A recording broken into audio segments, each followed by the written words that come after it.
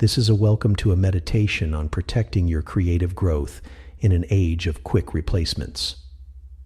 The human brain reshapes itself through effortful practice, spacing, and feedback gathered over long seasons. Neural pathways strengthen when struggle is met with patient repetition that you truly own. Replacement tools can interrupt this living loop by doing the stretch for you, and by convincing you that the stretch is unnecessary. In this time together, I will speak plainly, gently, and with the warmth of a fellow traveler who has learned to honor the quiet power of persistence. Creativity is not a sprint of cleverness. It is a pilgrimage of the soul toward meaning. Your deepest writing voice waits in a cave that opens only to the footsteps of your own attention, your own questions, your own yes. You are capable of this, and the world is hungry for it. Please listen to the nearest sound in your environment.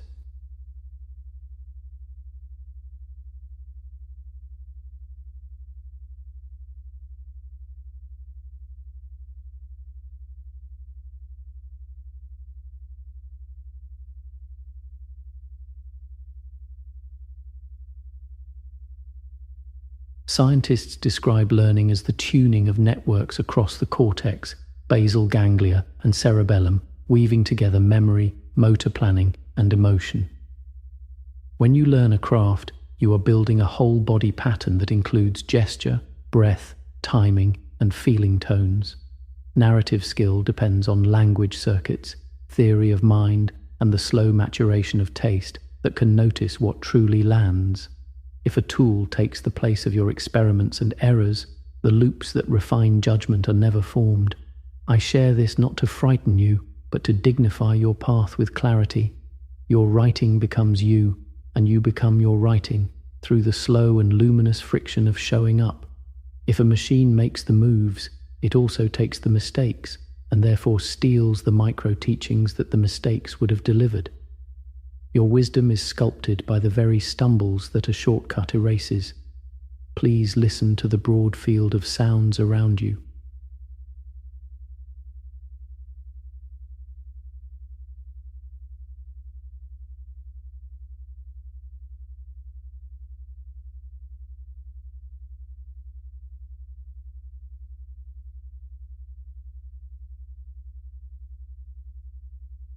A child who outsources arithmetic to a calculator forfeits number sense, estimation, and the intuitive feel for magnitude.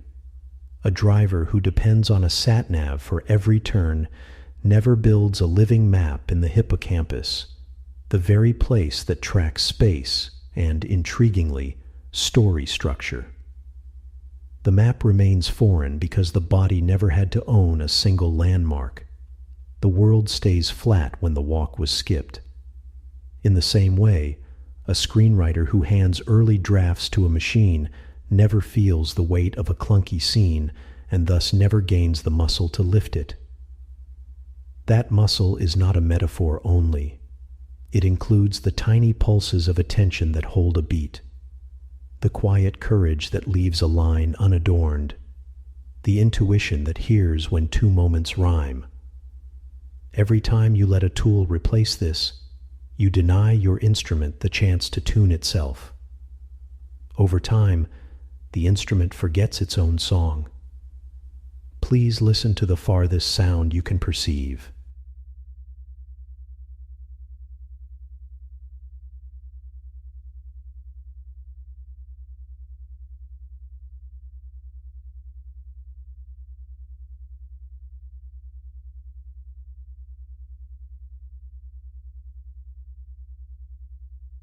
Fiction is not just words, it is choreography of consciousness, timing, and trust.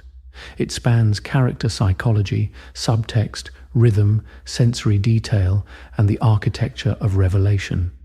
It must braid empathy with causality while holding space for silence, consequence, and surprise. This asks more than technique. It asks a maturity of presence that only grows by doing the difficult work yourself. I have learned hard things, And still I say this with humility and certainty. Learning to write deep, meaningful fiction asks more of the heart than calculus asks of the mind. It asks you to sit with yourself when you want to flee, to listen where you want to fix, to stay where you want to speed. It asks you to face the blank page as a mirror, again and again, until the mirror becomes a window. No one can do that looking for you. Please listen for any subtle sound that rests beneath the others.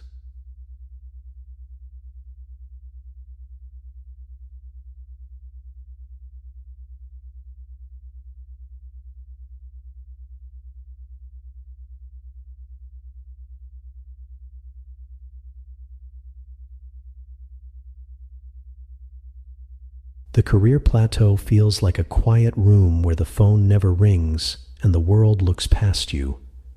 That is a human pain, and it deserves tenderness and courage rather than a rush to numbness. In that ache, a quick solution glows like a sign on a dark road. It promises momentum without the labor that momentum requires. The worst moment to open an AI tool is the moment your spirit is tempted to quit, because that is the very threshold that forges you. Yield the threshold to convenience, and it will own all your future thresholds. Stand at the threshold with your own presence, and you will feel the craft begin to turn beneath your feet, as if a massive wheel were catching the light. The industry is not ignoring you as a person. It is waiting to feel a voice that can only come from a person. Please listen again to the nearest sound, letting it arrive and leave.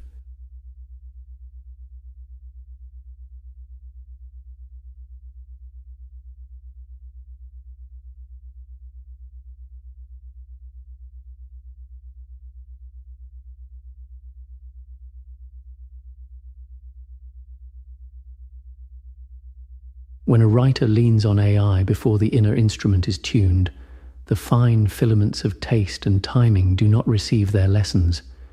Originality is not a bolt from the sky. It is a fingerprint made by thousands of decisions that you learn to make. If a system makes those decisions, your fingerprint smears. When this happens early and often, discouragement grows because the work feels both easy and unreachable. You will hear claims that these tools are accelerants of genius. Know this: they can accelerate the appearance of a draft, but they also accelerate the atrophy of your edge if they become your default.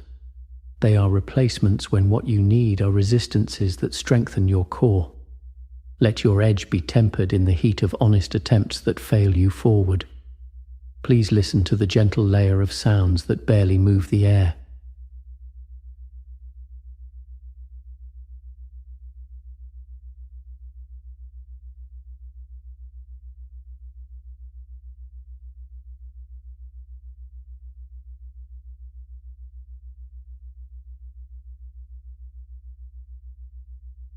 Real craft takes 8 to 10 years of regular contact with the page because the nervous system builds mastery in seasons, not sprints. Those years are how taste becomes trustworthy, how structure becomes second nature, how the ear hears subtext without asking. Apprenticeship is not punishment. It is how your voice remembers itself. Teachers can guide, but time must season. Believe this with your whole heart. If you have not yet given yourself those years, and you make a habit of offloading your drafting to an artificial partner, you risk never gaining the capacity you admire in your heroes. The work you love in them came from doors only they could open by standing before them with their whole being. That same destiny calls you, and it will wait as long as it takes for you to say yes with both feet on the ground. Your yes is stronger than any shortcut. Please listen to the most distant sound, even if it is only a faint hush.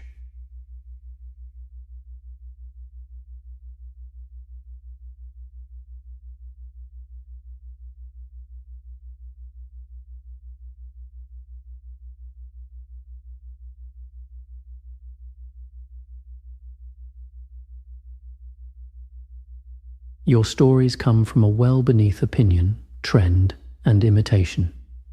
That well is fed by your memories, your losses, your loyalties, and the specific music of your attention. No model is trained on your childhood kitchen, or the silence you kept during a hard goodbye.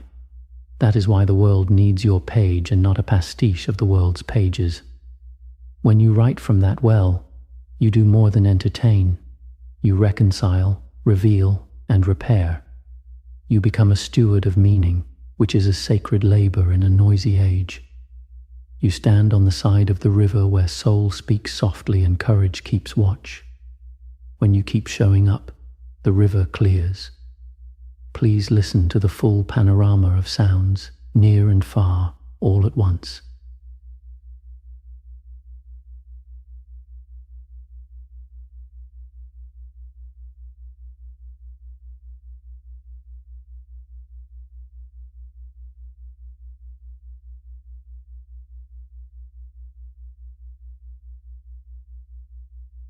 Failure is not your enemy in art.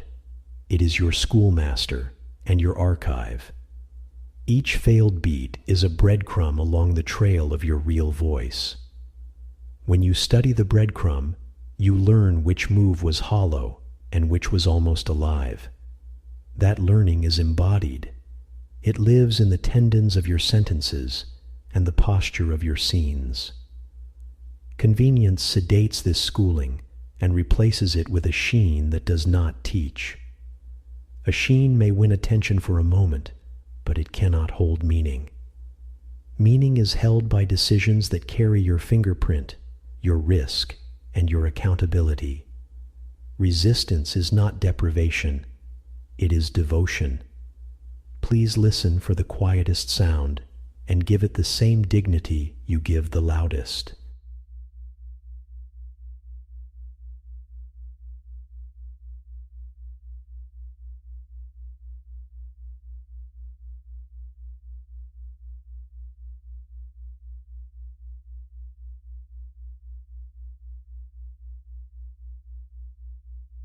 Compassion must anchor discipline because shame will not keep you steady for a decade.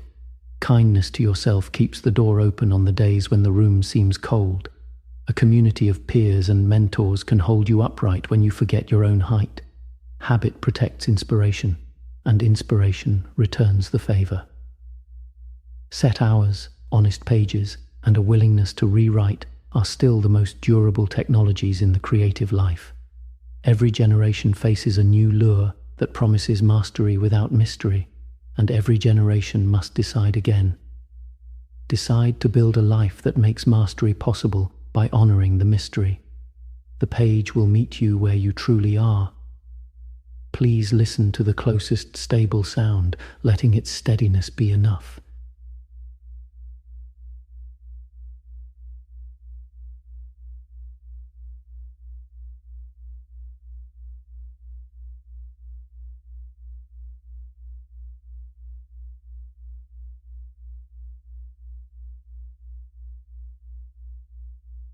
The marketplace is not starving for novelty. It is starving for reality that rings true. Executives and audiences do not always know how to ask for it, but they know it when they feel it. What they feel is the presence of a writer who has done the interior work that a machine cannot do. That writer has weathered enough thresholds to become unignorable. Let your pages be the outcome of guardianship over your attention and values.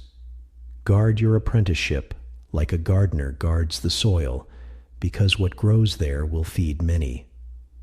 Keep your promises to the quiet hours, and those hours will keep their promises to you. Your destiny is not an algorithm. It is an agreement with your own soul. Please listen once more to the farthest sound that visits this moment.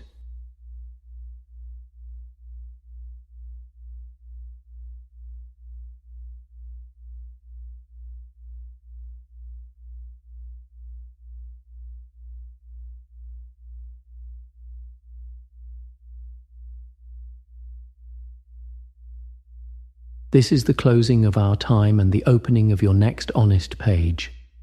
You have heard why replacement tools can prevent the very learning your art requires. You have felt perhaps the dignity of staying with the long arc rather than the quick glow. Your future readers are waiting, though they do not know your name yet. Walk forward with a simple vow. I will protect my apprenticeship. I will protect my voice. I will earn my sentences. There will be days of doubt, and you will still be here, steady, real, and willing. Trust the slow path, because beauty trusts the slow path. May your pages become a home for meaning that only you could build. Please listen to all the sounds you can hear, letting them fade naturally as this meditation ends.